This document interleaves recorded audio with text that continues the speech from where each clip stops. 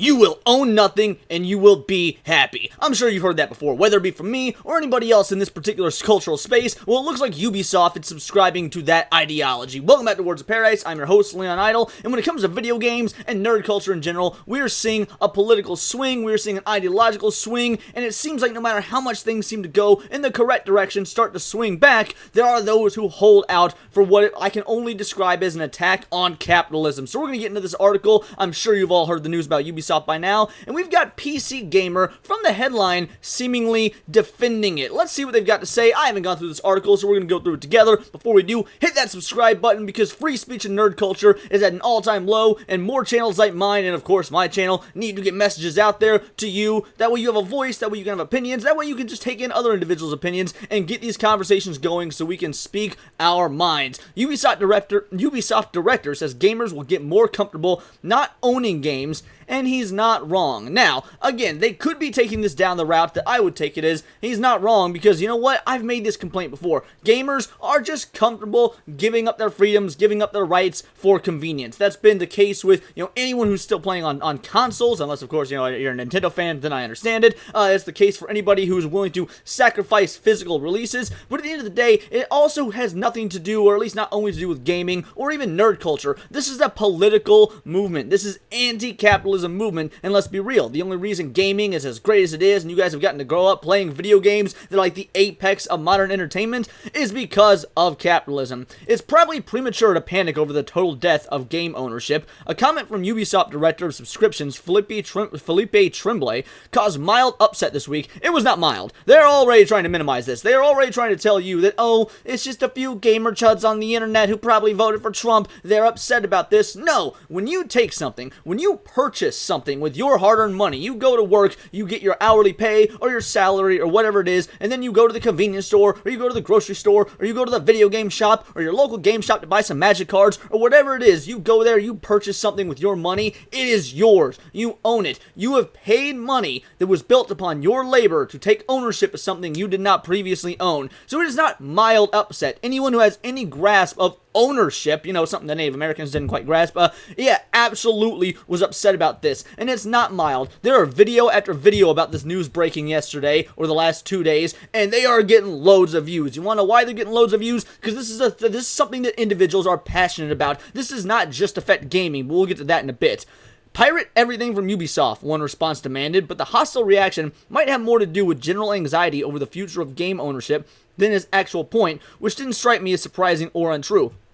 I will agree here in a way. So what the creator of Ubisoft, one of the higher-ups of Ubisoft stated, he's not necessarily wrong when you look at the full context of what he said, but it's the meaning behind the statement that's the problem. You don't just go about saying something like this, especially in the politically charged climate we're in, when you've got idiots who are groveling at the feet of communism, trying to pretend that it's the most amazing governmental system in the world. Nah, his choice of words was poor, and he has an unintentional point. In an interview with GameIndustry.biz, Tremblay said that for video game subscription plans like Ubisoft Plus and Game Pass to expand, gamers will need to become more comfortable with not owning games, and he implied this is likely to happen. Now, I'm a Game Pass user. You all guys know, I've talked about it, and many other individuals are Game Pass users as well. However, we are seeing more and more video games go to the download-only route. They're not getting physical releases. We're seeing games being removed from the e-stores or the Play stores, or they're getting delisted in general at record rates. So yes, while he is talking about subscription models, I, for one, have never used Ubisoft Plus. I don't really intend to ever use Ubisoft Plus. I don't know if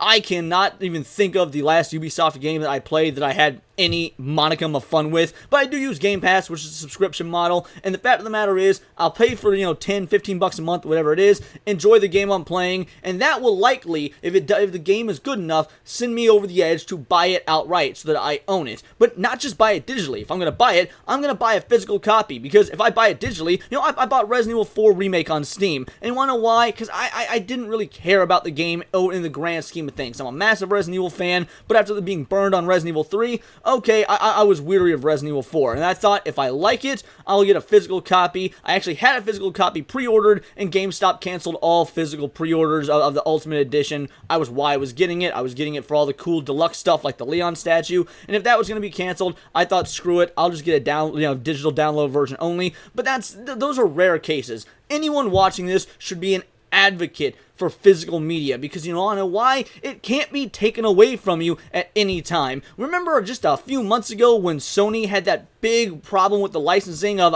it was either Discovery Channel or History Channel, either way, individuals who had purchased seasons and episodes of television shows that all of a sudden there was a rights debacle with. They no longer had access to things that they owned, things that they had purchased. No, really what you're doing, you're purchasing a licensing fee. It's being licensed to you to use at your own leisure. This is why physical media is incredibly important, and why these subscription models that we users, that we gamers do partake in, are actively hurting ownership of whatever you're paying money for. Now, don't get me wrong, it is very obvious that we need to lay the majority of the blame on these awful technocratic companies, these big box stores that are doing nothing but feeding you information, feeding you algorithms saying, hey, buy, and then you don't actually get to own it. Yeah.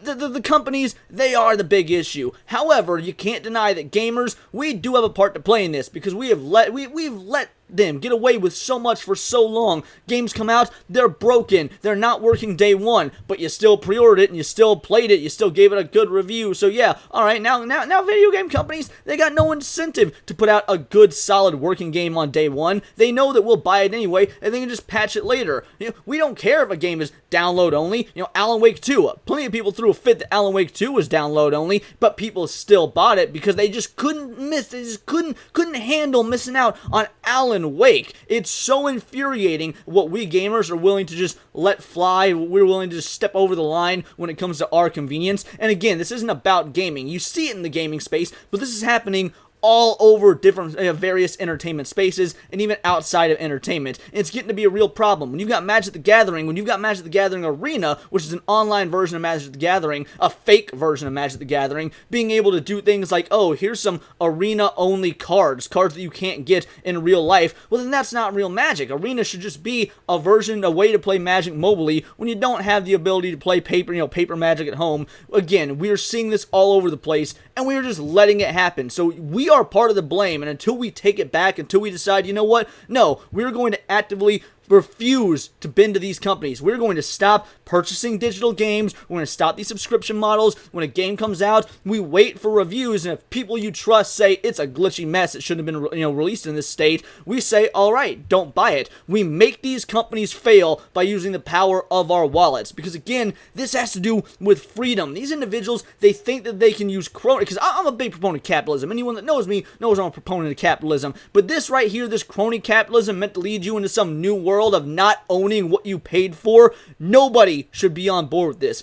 Consumers got comfortable not owning their CD collection or DVD collection, said Tremblay. No, they shouldn't have. I get it. It's very convenient to queue up an episode of your favorite anime or movie or TV show or whatever on Netflix. You're like, oh, I want to watch that 70s show today. I know I have all 8 or 10, however many seasons there are on DVD, but I don't want to get off the couch and bend over and open up my Blu-ray player or DVD player. So you know what? Even though I own it, I'm just going to queue it up on Netflix. I mean, hey, after all, it's got that big red warning saying leaving soon. I better go ahead and binge my way through that 70s show before it leaves. What, you didn't catch enough reruns of that 70s show in 2006 at 7 o'clock p.m.? Or did you not care enough that you bought the DVDs? Why are you doing this? Why are you watching it on Netflix? And it doesn't have to be 70s show. Insert show here. I just picked a show that I don't particularly like that I think is overrated, that I know a lot of people have done this with. I mean, you can go to any used DVD store and find old DVDs of Family Guy for like $3.99 a season, but instead you just watch it over and over on Hulu.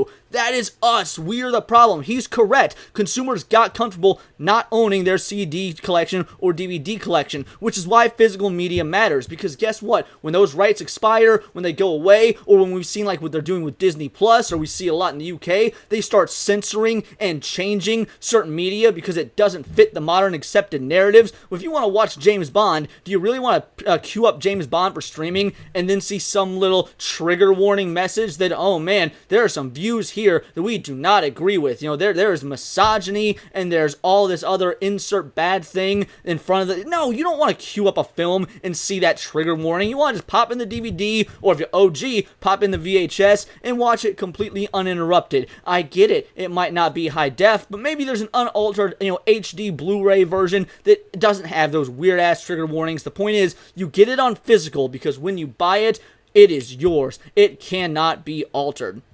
That's a transformation that's been a bit slower to happen in games. As gamers grow comfortable in that aspect, you don't lose your progress. If you resume your game at another time, your progress file is still there. It's not been deleted. That's not the point. That's not the point at all. No one's, as somebody that's been using, Xbox, the Xbox Game Pass, yeah, he's right. You don't lose your progress. That's not what people worry about. What happens when someone accidentally says a slur, or not even a slur, someone just says something you disagree with, like, I don't know, maybe the LGBTQ, freaks should leave kids alone. Maybe they should just not involve kids in their sexual deviancy. If you say that, and all of a sudden Xbox or Sony can be like, yeah, we don't like that guy's rhetoric, and yank you off the platform. Boom, all those games that you purchase digitally that are yours, that you own, you can no longer play. What about when they decide insert game here isn't making enough money and they shut the servers down? Then what was that for? At least if you have the physical disc, you can play the offline portions of the game, if there even are offline portions of the game. How people can be okay with this is beyond me. And how this individual, how Tremblay, can sit here and try and justify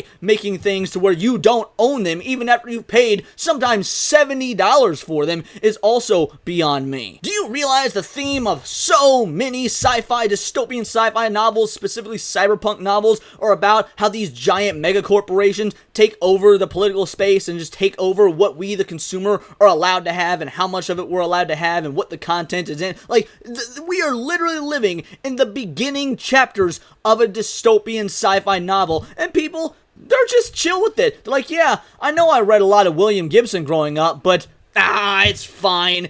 I can't understand how people can look at this and think that this isn't a big deal. That the convenience of being able to just play games streaming is worth losing. It is worth not only losing what could be in a physical release, or is not only worth losing ownership, could be worth losing artistic integrity when certain things can inevitably get patched out later because, oh, that didn't stand the test of time. We already saw the crap that, Capcom themselves tried to pull about trying to make modding effectively illegal. Like, not by law, but they consider even the most minute of, visual mods that just change the game in only aesthetic ways. They consider that to be cheating. You want to know why they consider that to be cheating? Because they want to drop a $15 $15 skin that you have to pay for. Well, if modders can just mod it, then why would they pay the $15? That is the problem we're running into. Is we've got companies like Capcom, despite me being a big Capcom fan, we got companies like Capcom, companies like Ubisoft